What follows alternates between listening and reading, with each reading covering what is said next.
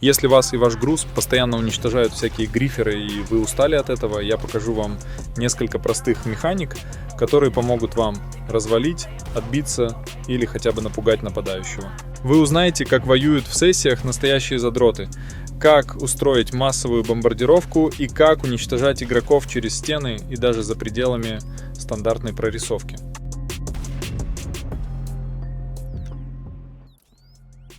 Это все будут базовые вещи, о которых знает каждый потный. Первая категория – простые абузы. Первая – это спам РПГ или любым другим оружием. В основном используют тяжелое оружие, чтобы накидать чувачку ракет или гранат через пару кварталов, как минимум потрясти ему камеру, чтобы снять его со снайперки. Или когда на вас едет что-то бронированное, надо навтыкать ему очень быстро 3 и более РПГ.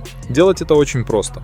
Вы должны в настройках поставить на 2 удобные кнопки функцию выбора тяжелого оружия и взрывчатки. У меня это, к примеру, на 3 и 4.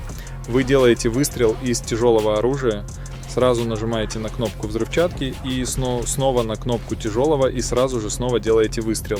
Ну и повторяйте так столько раз, сколько вам надо штук запустить этих ракет.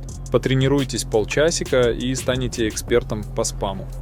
Обычное использование тепловизора, вы сразу получаете преимущество ночью в кустах, можете законтрить таким образом скрытую метку противника. Но есть особые моменты, когда можно заюзать теплак там, где не предусмотрено игрой. Например, на опрессоре. Если вы просто сядете и через М-меню попробуете его включить, так не выйдет. Надо включить его до посадки. А чтоб не летать постоянно с включенным, просто поднимайте линзы, по дефолту это на F11 вроде. Дальше немного сложнее, как использовать его в любом другом транспорте, в том числе и в джетах. Если вы просто сядете и попробуете кнопкой опустить линзы или включить в М-меню, не выйдет. Надо сделать иначе. Включайте его на земле, дальше поднимаете линзы и садитесь в самолет. Надо быть зарегистрированным как организация. Когда вы сядете в транспорт, нужно зайти в меню организации и в стилях просто сдвинуть стиль в сторону на 1 и обратно на свой костюм. Все, теплак включается. Вы теперь эксперт по прозрачным стенам. Если вы хотите совсем уж припотеть, можно еще в настройках поиграть с цветами и светом, чтобы вам глаза выжигало этим едким желтым цветом. Но зато вы будете очень далеко и четко видеть тепловые ауры. Ладно, вы еще не эксперт, есть еще несколько задротских моментов, они вам помогут, если вы любите крысиный геймплей. Хотя, если вы его любите, вы должны уже это знать. Мы переходим из категории простого абуза на категорию слабых глитчей. И первое – стрельба через стены, тоже с помощью теплака, если вы находитесь на достаточном расстоянии. То есть здание видно как текстуру, но у него нет модельки, и вы стреляете через стену. Дальше еще более задротская тема – стрельба через стену и на расстояние, куда вы не должны видеть модельку игрока. Смотрите, я даже через теплак его не вижу просто так. Чтобы его увидеть, надо в его сторону выстрелить из РПГ, тепловой след его прорисует для теплака, и вы сможете высечь его пиксель. Если вы когда-то попадали на чувачка, который с башни Мейзбанка стреляет вам куда-то чуть ли не на пляж, то это с помощью такой механики. Теперь снова нужно вернуться к абузам, но это уже даже механика. Короче, больше просто как советы. Конечно же, самоубийство, чтобы зажать фраг оппоненту. Такое часто делают, когда бой неравный по какой-то причине. А причины, конечно, всегда субъективны, поэтому на эту тему очень много срачей, но я считаю, что лучше уйти на респаун, сделать телепорт, чем ловить лицом от опрессора, авенджера или еще чего-то, что очень выходит за баланс, когда вы пешком или вообще не собирались файтить. Вы же для себя играете в игру, а не честной мишенью для оппонента. А вот представитель честного PvP, кстати, tryhard, такое всегда вам насрет, что вы играете нечестно. Но сам по хардкору играть не будет. Сожрал БСТ, еще и хилит ХП. И это тоже совет, как видите, это помогает. БСТ увеличивает ваш урон. Вы будете ваншотить хэвиком и увеличивает здоровье, надо 3 выстрела, что снести вас со снайпы. и жрите снеки, удерживая Tab, нажимайте C. Короче, чувачок решил показать свои багованные тарантайки. Зачем это нужно? Напишите в комментах. Мне вот интересно теперь, у него был макрос на хил и вызов BST или нет. Ну, покинем его компанию, надо еще кое-что показать. В игре есть такой вот гранатомет барабанный. Им тоже можно стрелять, как из РПГ, через сбив анимации. Но можно просто спрятаться за укрытие и клацать на мышку, устраивая еще более жесткую бомбардировку.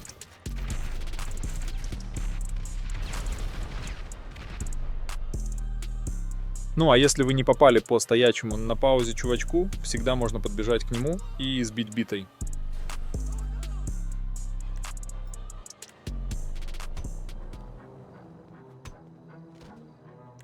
Есть еще одна штука, это телепорт. Сделать это очень просто. В телефоне открываете список дел, там должны быть какие-то дела от Лестера, на базу, квартиру, аркаду.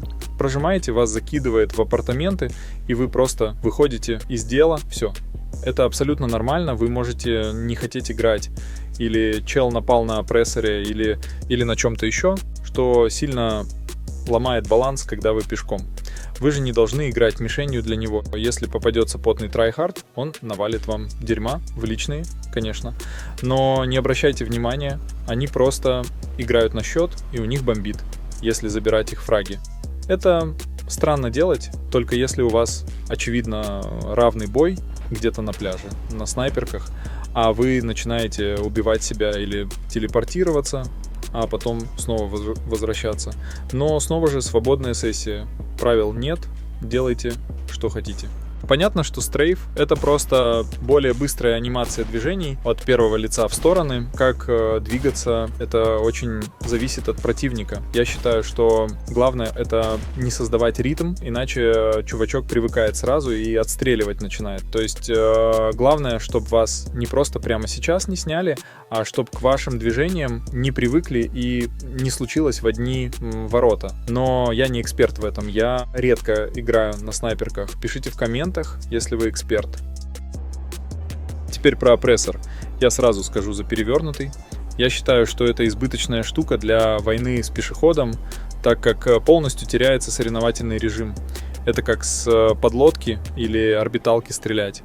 А для войны с транспортом перевернутый не сильно эффективнее, чем обычный опрессор. Ведь задача ракетой уничтожить, а не просто улететь по спирали куда-то на орбиту.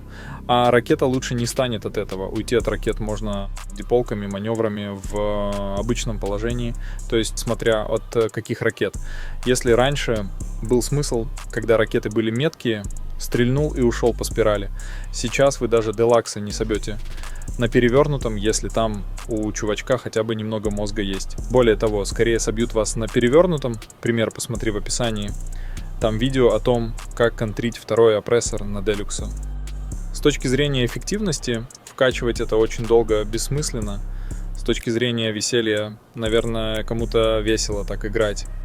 А теперь к обычному положению опрессора. Как сбросить ракету. Вы не сбросите ракету Делюкса и подобного, но сбросить ракету других опрессоров, первого или второго, можно достаточно просто. Нужно, когда ракета уже подлетает, сделать резкий поворот вверх и в сторону. Ракеты опрессоров такой угол дать не смогут. С серией ракет такое тяжелее работает. Тут надо сделать то же самое, потом немного разогнаться и сделать это в другую сторону. Но если вам плотно накидали ракет, то не поможет. Еще можно просто зажать пробел, остановиться или двигаться немного вперед, лицом к лицу пилота, другого стреляющего по вам опрессора. Ракеты будут над вами пролетать тогда. Но это редко так бывает. Обычно это такие танцы маневренные. Дальше. Атака пешеходов, которые умеют стрелять. Если по вам влетает снайперская или миниган, сразу видно, что чел меткий, тогда нужно сразу раскачать движениями вниз и вверх ваш опрессор, он так будет скорость набирать лучше. Но так будет сложнее стрелять. Более того, вам нельзя долго целиться, так как вас снимут. В идеале, если вы целитесь как бы в своей голове, а при подлете просто выпускаете ракету и улетаете сразу. Для этого вам надо покружить вокруг, чтобы вам объекты в голове отложились и положение чувачка. и потом просто за секунду отстрел, и снова уходите и летаете не сверху, чтобы вас не снайпнули, а за объектами.